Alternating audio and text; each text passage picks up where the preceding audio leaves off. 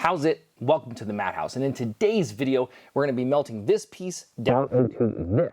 This is fine silver. It is going to be that 999. See if it'll zoom in there. There we go. You can see that 999 there. It's an ounce of silver. We're going to be using this a lot for inlay work or anything you're trying to use that really dead soft silver for. It's too soft to be making jewelry, but it's really good for inlay work. We're going to be using it to work on a pendant project that I've got coming up here. So here's the perfect video to kind of show you guys the process in it. Now, if you guys want to learn more about the process or more details about it, make sure you guys stick around to the end of the video. If you guys do like it, obviously a like would be greatly appreciated. Make sure you guys are subscribed so you get access to all of the videos as soon as they become available, and I'll catch you guys in the comment section.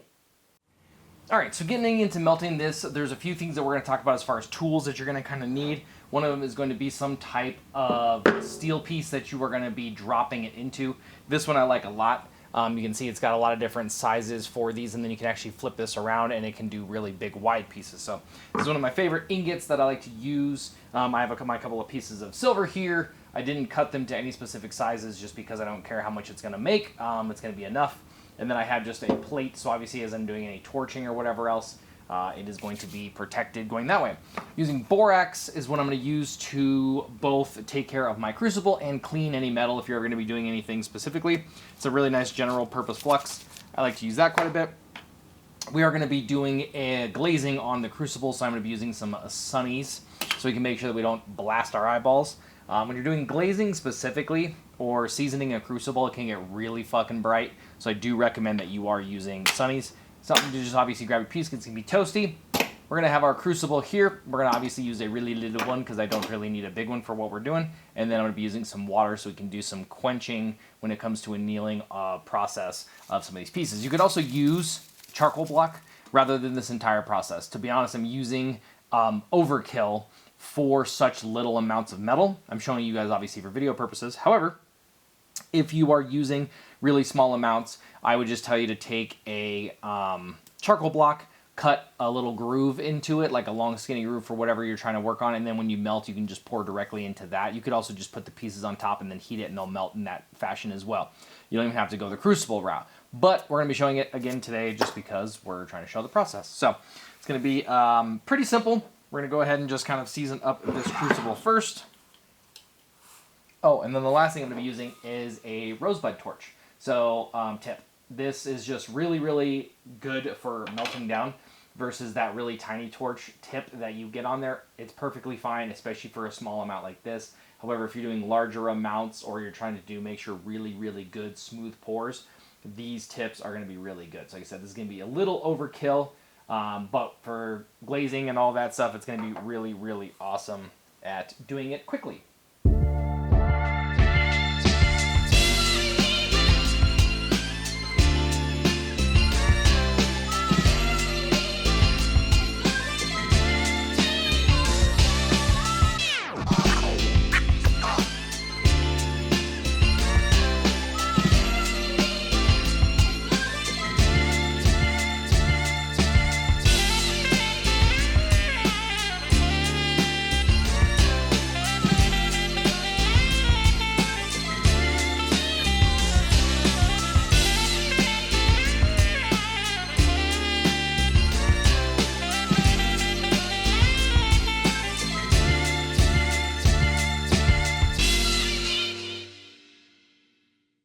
And as you can see, very glossy, and that is ready and nice and cleaned up and ready to go.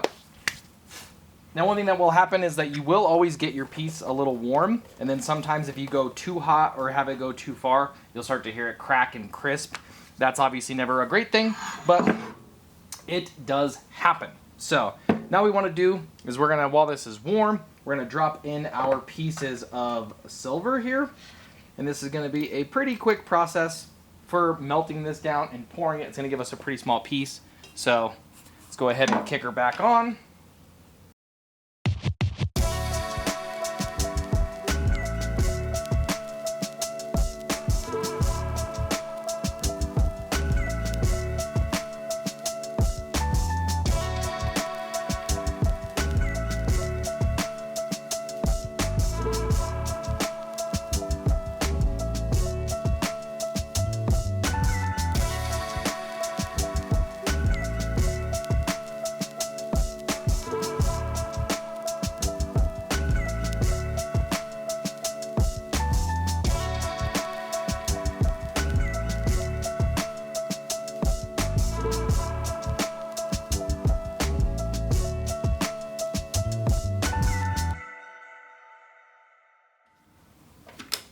Okay, and with the power of editing, sorry, I got grease all over my hands.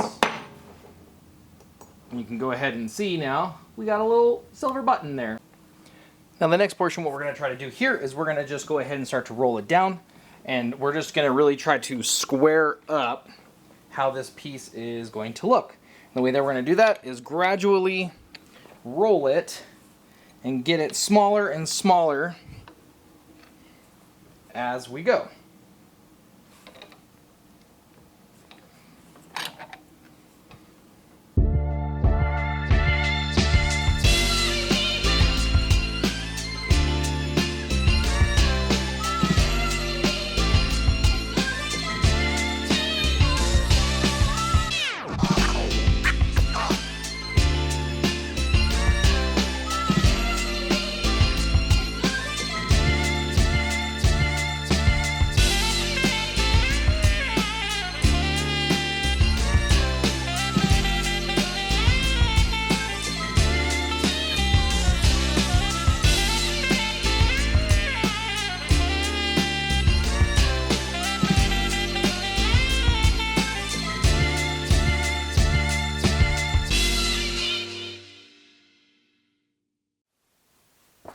Now you can see how big our piece has actually gotten from where it was before.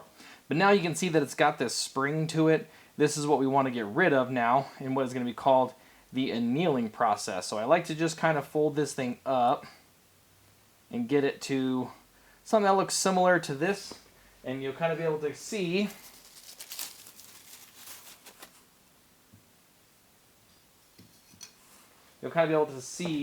that shape here in just a second as we do get her warmed up. So now I've moved over to a different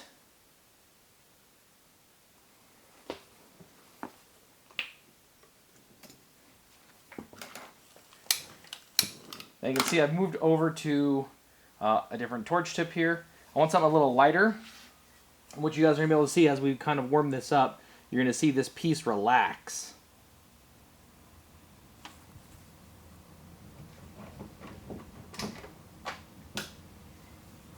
Let's go ahead and kick off our light here.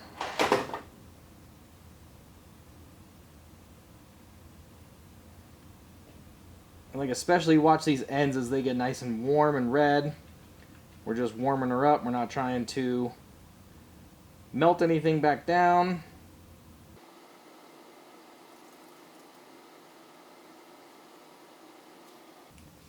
And we'll get to be able to see this thing quench, and it's going to be nice and white. And now you can see how flexible this thing is. There's no spring left in this whatsoever. So this is what you want now before we head over to our next step, which is where we're going to be going through the draw plate.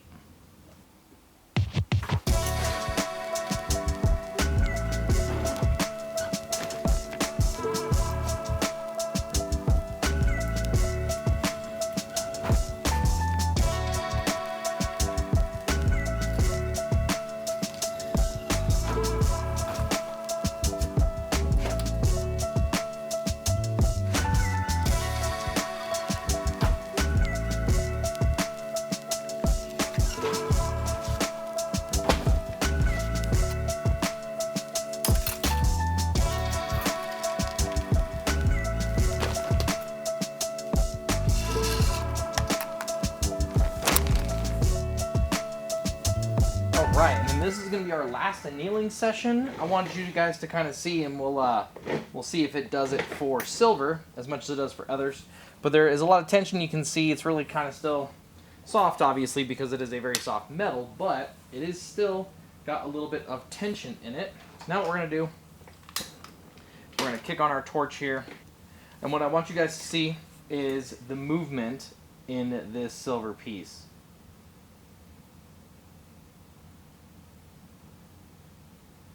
You see how it's relaxing, it's kind of falling over, it's kind of moving a little bit. This is all of that tension that's leaving the body of the silver piece. And I usually don't flip it over, but I'm gonna this time. And that's gonna give us that really awesome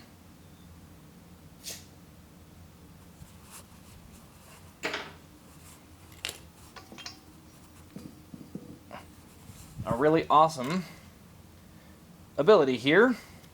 And then now when we undo it, you're going to see how unbelievably soft it really is. It allows us to unwind it and wind it. Very, very, very light piece of silver.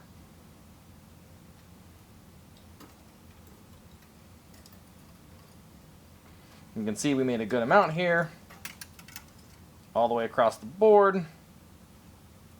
And then now we can take it and really wind it up